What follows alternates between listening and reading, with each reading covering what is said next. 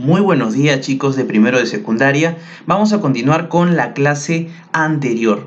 Nos habíamos quedado en la Grecia arcaica y su relación con la formación de las primeras polis. Profesor, ¿qué cosa era una poli? Fácil chicos, era una ciudad que tenía un gobernante propio, como el resto de otras ciudades que compartían justamente el territorio griego. Cada poli o ciudad tenía su forma de gobierno distinta, su propia sociedad y su manera también de desarrollar su economía, como también de influenciar su educación.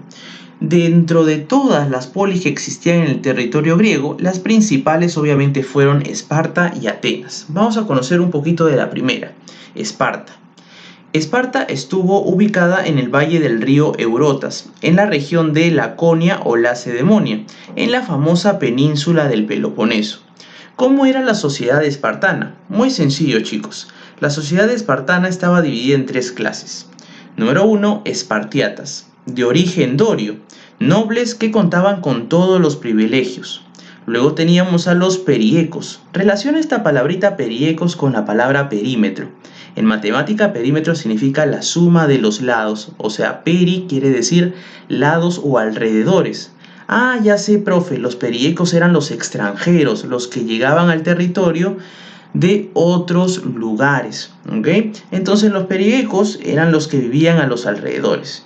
No eran ciudadanos, se dedicaban al comercio, a la artesanía. Eran hombres libres, sí, pero no tenían privilegios o derechos. Y en la parte inferior encontramos a los hilotas. ¿Quiénes vendrían a ser los hilotas en la sociedad espartana, profe? Fácil, chicos. Los esclavos. Ahora, ¿quién estructuró este sistema social? Fácil, chicos. El sistema social y político que vamos a ver en un ratito de Esparta fue organizado por Licurgo. Licurgo fue un antiguo legislador o héroe legendario a quien se le atribuye la creación del sistema sociopolítico de Esparta. Por otro lado, Atenas se desarrolló en la península de Ática, en las costas del mar Egeo. Profesor, ¿cómo era la sociedad de Atenas? Muy fácil, chicos. La sociedad de Atenas también se dividía en tres clases. Número 1, tenemos a los eupátridas. Eu viene de bien, pater viene de paternidad o nacimiento en sí. Esto hace referencia a que los eupátridas eran los bien nacidos, o sea, los descendientes directos de los jonios. Además, los eupátridas eran los únicos ciudadanos con todos los derechos y dirigían el gobierno. Número 2, tenemos a los metecos, que vendrían a ser los extranjeros. No eran ciudadanos y se dedicaban al comercio y a la artesanía. Por cierto, estos no eran ciudadanos con derechos, eran simplemente hombres libres y tampoco podían participar de cargos públicos. Y en la parte inferior, al igual como lo vimos en los espartanos, los atenienses también practicaban el esclavismo y los esclavos eran una parte fundamental de su economía. Profesor, ¿y cómo era la educación tanto en Esparta como en Atenas? Fácil chicos, vamos a empezar con la educación en Esparta. La educación en Esparta estuvo muy orientada a la vida militar. Prácticamente desde los 7 años, los generales espartanos iban casa por casa para recolectar a los nuevos niños en formación y eran preparados hasta los 17 años. La verdad es que la educación espartana tuvo muy poco interés en lo espiritual y lo académico. Los niños deformes y con ciertas malformaciones eran arrojados a la cima del monte Tayeto, como lo habíamos mencionado anteriormente. En el caso de la educación ateniense, la figura es muy distinta. Por ejemplo, la educación ateniense buscó desarrollar de manera integral al hombre, no solamente de manera militar o física. Desde sus inicios, un esclavo llamado pedagogo conducía al pequeño niño a la escuela. A los 14 años aproximadamente, se adiestraban en la palestra. Para los 16 ir a los gimnasios a desarrollar su fuerza física. Y a los 18 ya eran considerados propiamente ciudadanos, ¿no? Lo que se conocía como la efebía. Ahora, recordemos que para una mayor formación académica, intelectual o filosófica, existían las escuelas como los liceos y la propia academia. Cada vez que te pregunten cómo era la política de algún país o alguna región, relaciónalo siempre con el gobierno. Te están preguntando básicamente cómo era el gobierno. Vamos a iniciar con Esparta. ¿Cómo era la política en Esparta? Primero, ya te había mencionado esto anteriormente, se considera a Licurgo como el organizador del Estado espartano. Este estableció un gobierno aristocrático en defensa de los espartanos, pues tenían el mayor poder económico. ¿Cuáles fueron las principales instituciones de gobierno en Esparta? Para empezar, vamos con el triangulito celeste, la diarquía. ¿Qué cosa quiere decir diarquía? La existencia de dos reyes, ¿ok? La sociedad o la política espartana, mejor dicho, estaba formada por dos reyes, quienes se repartían las funciones militares y religiosas. Estos monarcas eran pertenecientes a los latifundistas o propietarios de tierras más poderosos, aunque estaban limitados en sus decisiones. Luego teníamos a la Jerusía, conformada por 28 ancianos mayores de 60 años, llamados gerontes. Este cargo era vitalicio, o sea, de por vida, y se encargaban de preparar las leyes. Luego teníamos a los éforos. Eran 5 inspectores que asumieron el poder. Eran los verdaderos jefes de gobierno. Se encargaban de administrar justicia, acordaban la guerra o la paz, consultaban a los reyes y a la Jerusía luego de convocarlos. Y por último teníamos a la apela o apella, formada por todos los espartanos mayores de 30 años. Se encargaba de poner en conocimiento de los ciudadanos las leyes que había dado la Jerusía.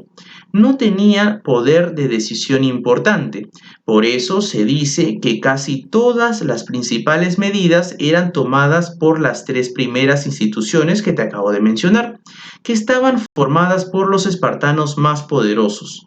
Por ello se dice que predominó un gobierno aristocrático u oligárquico terrateniente, es decir, el poder de un grupo de nobles propietarios de tierras. A diferencia de Esparta, Atenas no solo tuvo una forma de gobierno, tuvo varias formas de gobierno. Podríamos decir que incluso tuvo toda una evolución de su sistema político, pasando por varias fases. Una de ellas era la aristocracia, establecida en Atenas en el 621 a.C. Y podríamos decir que la aristocracia era el gobierno de los nobles, de los eupátridas, los grandes propietarios de la tierra que tenían acceso a bastantes privilegios. Eran pues prácticamente los bien nacidos. Luego aparecería la timocracia. Profesor, ¿la timocracia cuándo se establece en Atenas? Fácil, chicos, en el 594 a.C. ¿Y qué es, profe, la timocracia? Ahora lo vamos a explicar. La timocracia se desarrolló en Atenas de la mano de una reforma política impuesta por Solón, como lo tienes ahí en pantalla, y ello ante el avance de un sector de grandes comerciantes que, estando marginados por los aristócratas, buscaban la manera de llegar al gobierno. Y recordemos, los comerciantes también eran un sector de la sociedad ateniense con mucho poder económico. Más adelante se establecería la tiranía. Profesor, ¿qué cosa es la tiranía? Fácil, chicos. La tiranía se estableció en Atenas en el 546 a.C. y fue establecida por Pisístrato. Consistió en un gobierno ilegal, es decir, establecido mediante una insurgencia o rebelión, o sea, mediante la fuerza. Y obviamente que este gobierno era bastante populista, o sea, trataba de convencer a las mayorías de la población ateniense. Y por último tenemos a la democracia, que justamente inicia al finalizar la tiranía. ¿Cuándo aproximadamente, profe? Más o menos en el 509 a.C. Con el fin de la tiranía quedaron dos sectores, los latifundistas, o sea, los propietarios de la tierra, y también los ricos comerciantes, liderados por Clístenes, el que tienes ahí en pantalla. Y como Clístenes tenía por objetivo monopolizar el control político junto a los grandes comerciantes, trató de plantear una estrategia. Para ello, ofreció un conjunto de beneficios a la población, dando igualdad a todos ante la ley y turnarse en el poder. A esa idea primigenia se le llamó obviamente democracia. Es así como los ciudadanos por igual podían participar de manera directa en las decisiones del gobierno. Profe, ¿y cuáles eran las instituciones políticas de Atenas? Fácil, chicos, así como el Estado peruano tiene, por ejemplo, a sus ministros, tiene al Congreso, tiene, por ejemplo, también al Poder Judicial, y un sinfín de instituciones, Atenas también tenía sus propias instituciones para gobernar. Por ejemplo, vamos a iniciar con los arcontes o el arcontado. Estaba conformado por 9 ciudadanos o arcontes, quienes se encargaban del gobierno solo por un año. Luego teníamos al boulé o bule, o consejo también de los 500. Estaba formado por ciudadanos mayores de 30 años, quienes se encargaban de elaborar leyes.